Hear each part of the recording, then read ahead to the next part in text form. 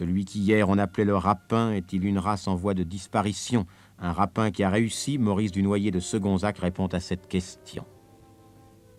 C'est un animal, une espèce qui est éteinte. Le rapin était un personnage, d'abord au point de vue vestimentaire très caractéristique. Il portait un large chapeau mou, une cravate cavalière, il avait généralement une barbe, et au point de vue de son vêtement, il avait un veston assez cintré, et tout se terminait par des amples pantalons de velours qui descendaient jusqu'aux chevilles assez étroitement. Vous avez gardé le souvenir de ces physionomies?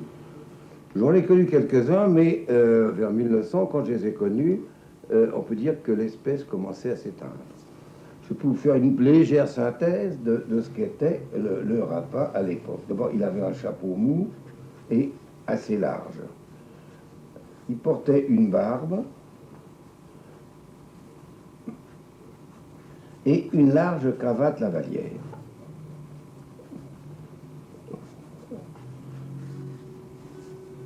Un vêtement étroit sur les hanches. C'était aussi une façon de vivre? C'est un peu une façon de vivre. Du reste, les peintres à ce moment-là fréquentaient beaucoup les cafés. On parlait beaucoup, on disputait. Enfin, c'était... On aimait aussi la chanson. Tout ce monde-là chantait. Enfin, c'était un peu des personnages comme il y a dans Louise. Vous savez, dans l'opéra comique de Louise.